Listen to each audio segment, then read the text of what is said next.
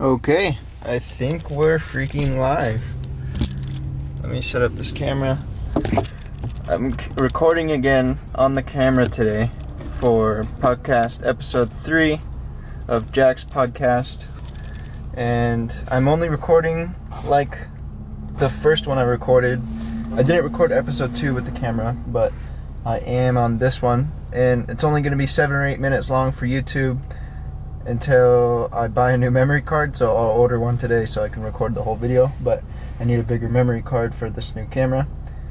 And if you're watching on YouTube, you're seeing me talk to the right now because I'll show you.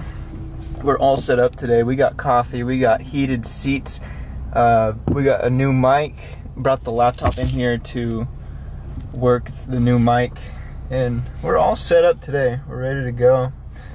The podcast setup is looking nice, and hopefully the audio quality is a lot better.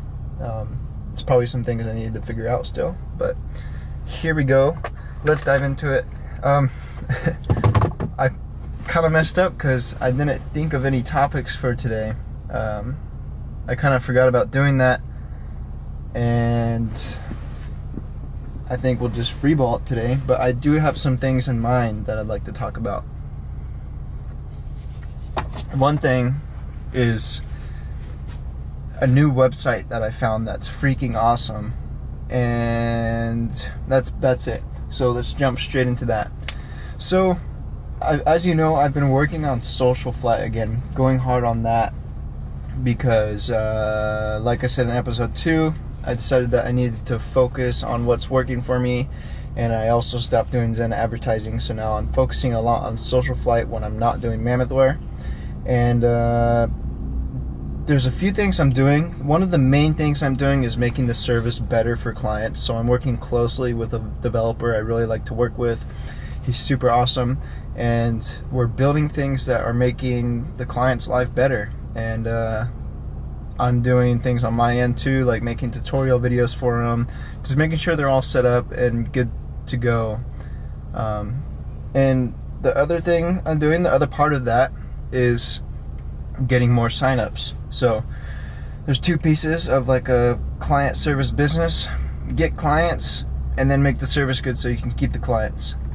And if you do both those things, your business is going to grow, and it's going to grow fast. Because why drive paid traffic to your website and pay an advertising budget to get clients if your service sucks, and then you're going to lose them?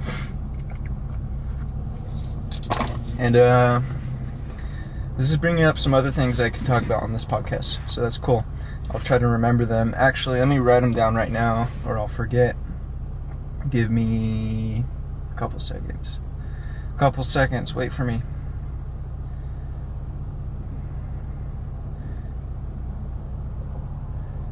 Alright, done right now. Done. Alright. Yeah, so those two things make you a good client service business. And yesterday, since John, the developer, was kind of working on stuff I need to make the service better, I was working on more signups. So the thing I was working on specifically to get more signups was increasing the website's conversion rate. We already talked about how important that was in episode 1. I think it was episode 1. So that's what I was working on, and I've known about this website for a while, but when I first used it, they didn't have that many features because I'm pretty sure they're pretty new, but they must have been working hard because they made their website a whole lot better, and it's super useful, man, super useful. I'm on the free trial right now, but it's 100% worth your money. I will be purchasing a subscription to this service. It's called Crazy Egg. crazyegg.com, like an egg that comes from a chicken. And it's just amazing. Basically, you sign up, they give you a code snippet, you put it in the head section of your website. They got lots of tutorials if you don't know how to do that, or you can just hire somebody for like a few bucks to do it for you. And then so you put that head section, put that code in your website, and then it starts tracking your visitors. So it'll track them with heat maps, and you can even record. This is something that's so awesome. I was sitting at my computer yesterday just for like an hour or 2 hours or something like that just watching recordings of people use my website. Like, how valuable is that?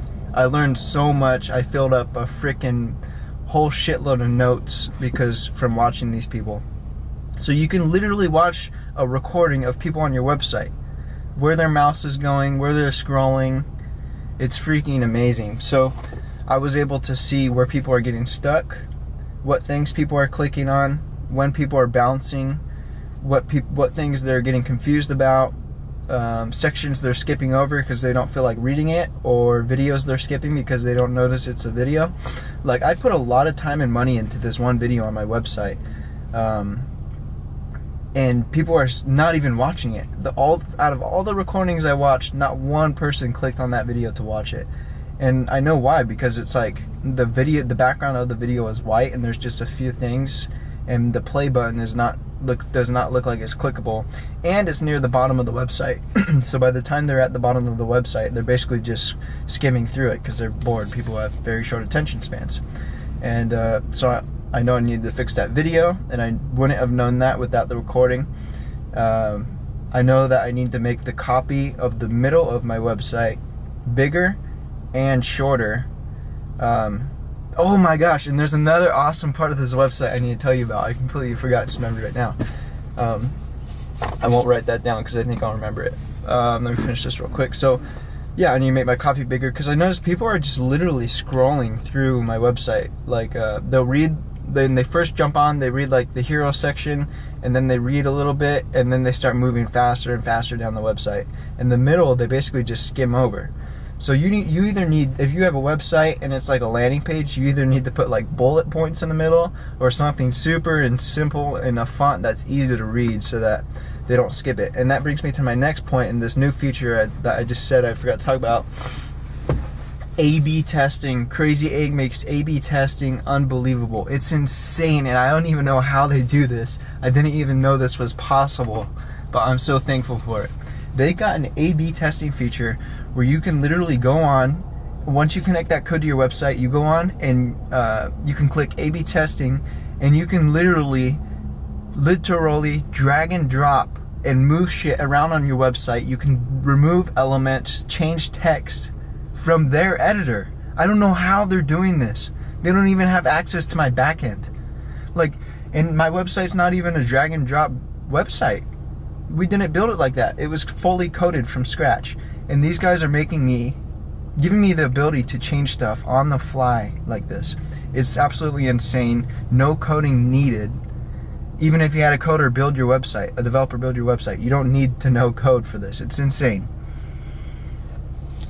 So last night I set up an A/B test on mobile only, and I did some of these things. So in the middle, where people were skipping over,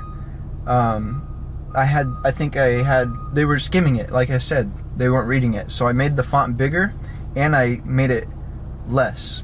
So I cut the sentences shorter, and then made the font bigger, and people were reading it. They stopped, and they stopped to read it all, because it didn't take much effort from them. It was easy to read, and it was just a sentence. So that was awesome. And I set up a goal for that A/B test, the goal being for them to get to our pricing page, because that's where all of our get started buttons go, to our pricing page. And